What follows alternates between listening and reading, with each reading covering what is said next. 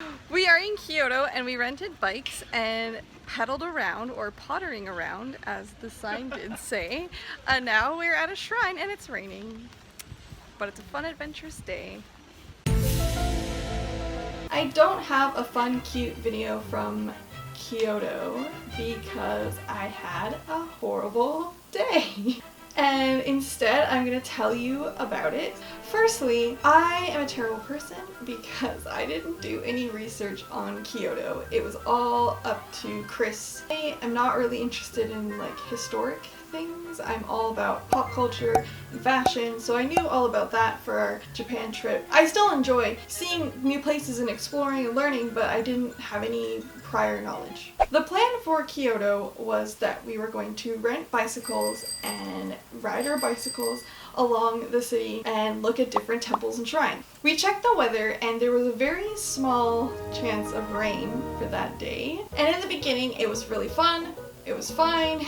We got to the first temple. It was really crowded. We couldn't ride our bikes up to the start of it because there was a lot of tourists, so we got off, and as soon as we got off our bikes, it started raining. And it wasn't raining like nice little, it was heavy, serious, hardcore rain. At first I tried taking pictures and filming, but I couldn't because of the storm. I was too afraid for my expensive camera, so I put it in my backpack, and then I tried to film on my phone and I dropped it like 5 times.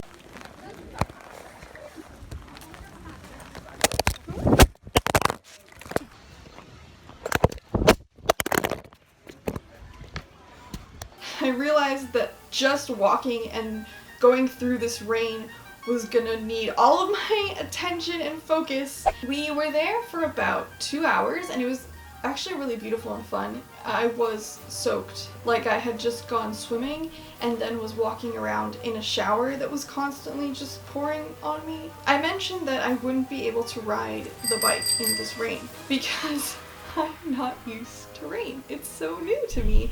I'm from California where I haven't seen rain in 7 years. It never rains. I've never ridden a bike in the rain. I mentioned that I was still down to explore. I was okay with walking and looking around, but I wasn't coordinated enough to ride the bike in the rain. Plus, it's important to mention that the rental place did not give us helmets. If I had a helmet or some kind of safety protective gear, I would have been more open to trying to ride this bike in the rain because I knew if I fell that I wouldn't crack my skull open. And I knew that if I wait, I would have.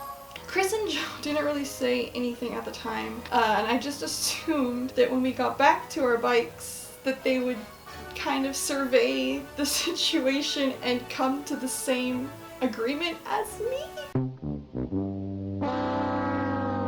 We get back to the bikes and Chris and Joe turn to me and are like, "What are you gonna do?" And I'm like, I don't know. I had pocket Wi-Fi, but basically when that died, I was screwed because I didn't know anything about Kyoto. I decided that it would be smart to just go back to Osaka because I knew Osaka better. That was a safe, good plan. But I had to return the bike in the rain still. I'll just walk the bike to the place, which is 45 minutes away. Have you ever tried walking a bike? It's really annoying. Pedals will just turn and they hit your calf and it veers weirdly because you don't have good control over it. There's probably a proper way to walk a bike and I just don't know it. So here I am walking in the rain, in the wind, in a foreign place with the bike, a umbrella, phone, because I'm trying to figure out where to go.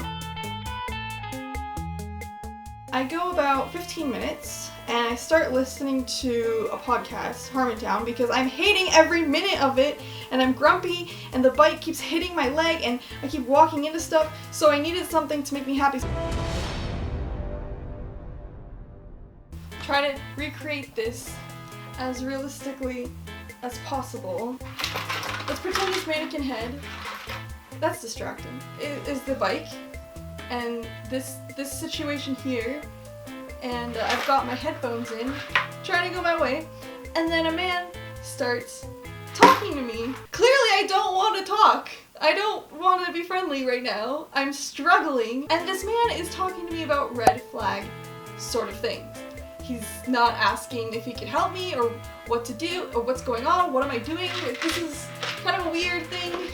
Walking a bike. And by the way, he's speaking in Japanese, but I can understand that much. I don't let on that I know that I understand much of what he's saying because it's making me feel uncomfortable and I'm just trying to get through this dilemma. I basically say to him, "Wakarimasen, I don't understand, I'm sorry, I have to go." Partially in English, partially in Japanese, just like, "I don't understand, I have to go." And he keeps following me. He follows me for 10 minutes. And I know that it was 10 minutes because I was looking at my directions, counting down the time to figure out when I would get there because I want this whole thing to just be over with. I'm not really listening to him because I had my headphones in. At first I had like both of them in and then I took one out to kind of hear what he was saying and then I left it out. So I have like Harmontown playing in this ear and I can kind of hear him through this ear, but I'm just like chugging along, trying to return the bike. And then he says something which I don't quite understand. It's something boyfriendo.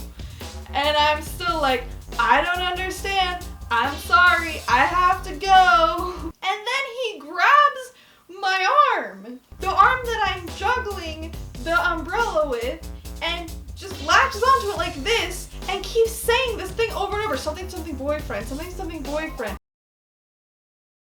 And if you remove one thing from this situation, take away the fact that I'm using directions, take away the bike, take away maybe the umbrella, but the whole everything together, this craziness thing, I can't shake him off.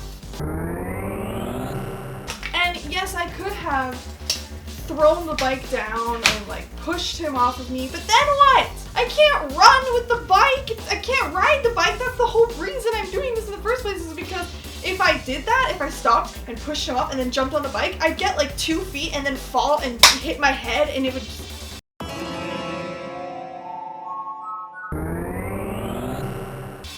I'm still walking with the bike, with the rain, with the phone and the umbrella. He's grabbing onto my arm and I try to do like this and like get him to let go, and every time I do that, he pinches in a little bit harder. I just want to return the bike. I just want to get on the train, go back to Osaka. This man is clinging onto my arm, pinching into me, yelling over and over, something boyfriend, something boyfriend. And I see people passing me and I look at them and I'm like, "Tasukete, help, please help me."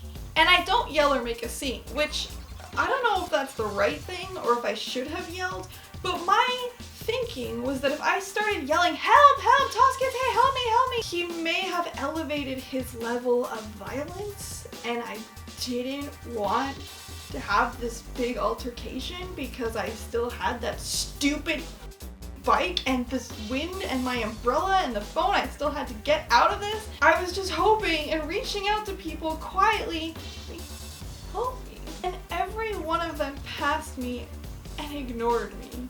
I think to an outsider, even if I said nothing, that situation isn't normal. At this point, I'm not 100% paying attention to the GPS because I'm trying to make sure that if he does something else, that I'm prepared for it. After what seems like forever, a businessman walking towards me grabs the guy by the shoulders, and that causes the guy to let go of me, and he starts yelling at the guy in Japanese, and I'm so shaken and I have no idea what he's saying. As quickly as I can, like, shuffle away with all of my stuff, I get to the bike place and I'm very distraught. The bike return guy is so nice and I'm like, I just wanted him to like pat me on the shoulder and be like, "It's okay, you're safe now." Finally, this whole ordeal is over.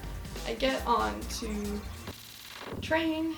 I text Chris and Joe, I tell them what happened, I let them know that I'm safe. And they're like, "We're coming back!"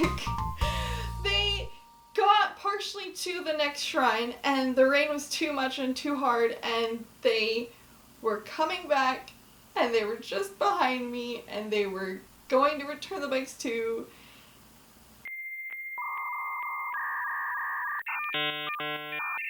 It's not at all their fault, but it's just so that whole thing could have been avoided. Because I think if the two of them had been there, that guy may not have had the chance to approach me, but oh well, that happened. Kitty!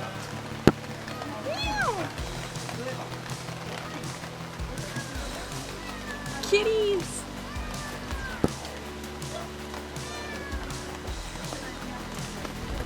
Kitties don't like the rain. Hi. Hi. Hi. There's one over there. Hi, kitty. So loud. Oh, I'm losing my umbrella. Don't worry, kitty, I got you. Hey, hi.